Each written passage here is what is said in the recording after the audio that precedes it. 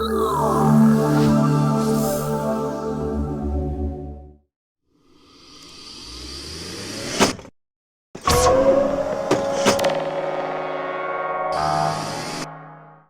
I'm Kane, and today I'm going to go through ABL2, the synth from Audio Realism. As a VST for both Mac and PC, emulating the classic 303 sound.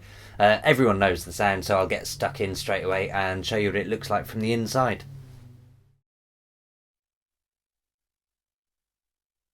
So this is the basic layout of ABL2. As you can see, it's got most of the features of the original 303, but obviously because it's digital VST, then it's actually got more content and features added in. The synth itself is split into three main sections, with the master controls along the top, and then the oscillator controls in the middle, and then the sequencer controls underneath.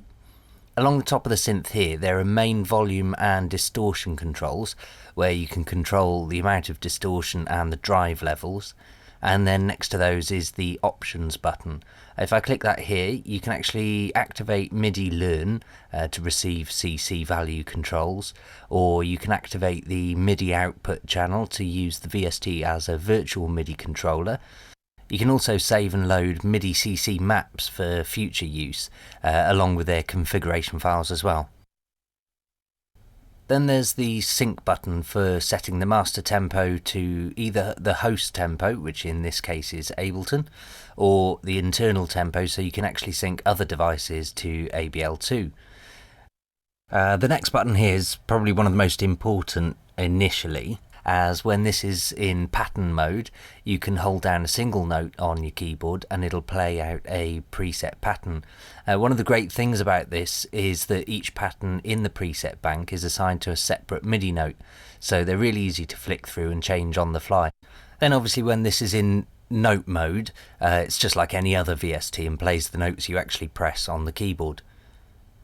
Next to this display showing the pattern preset number is a drop-down menu for patterns, where you can transpose the patterns up or down an octave or a semitone, or shift the sequence left or right a step.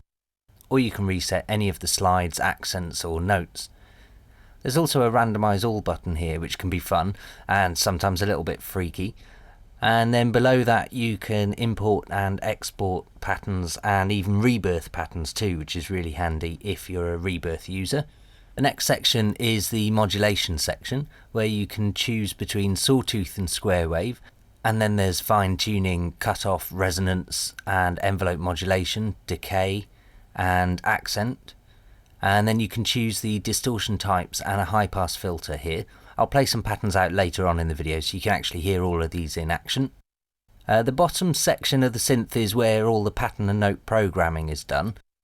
The first button here, called clear, is pretty self-explanatory. It clears the sequence.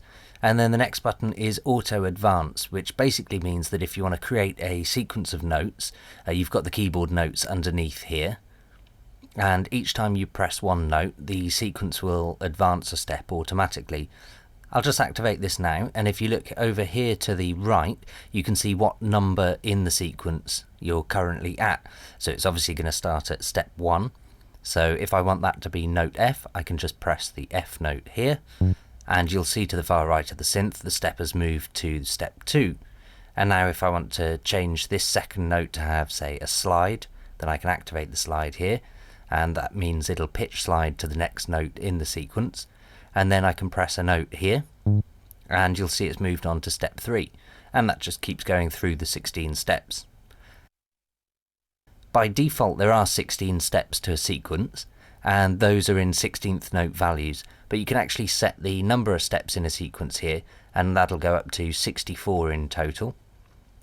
Then moving on, there's the function buttons here, which allow you to assign control commands for changing patterns and sequences, and these are assignable from the options button I went through at the beginning of this video. Next to that is the triplet and shuffle options to change the timings of your sequence, and then there's the transpose, accent and slide buttons to change each individual note within a pattern. So it's probably best if you hear it all in action, so I'll leave you now with some patterns and automations playing so that you can actually see things moving and hear what each button does.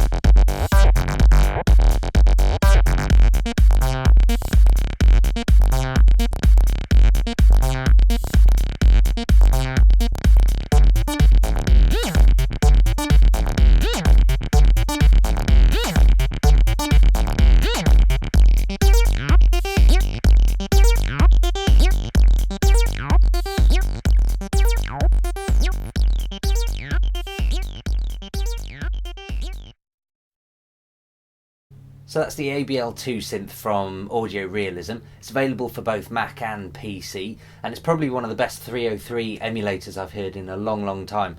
So I hope you like it as much as I do. Cheers!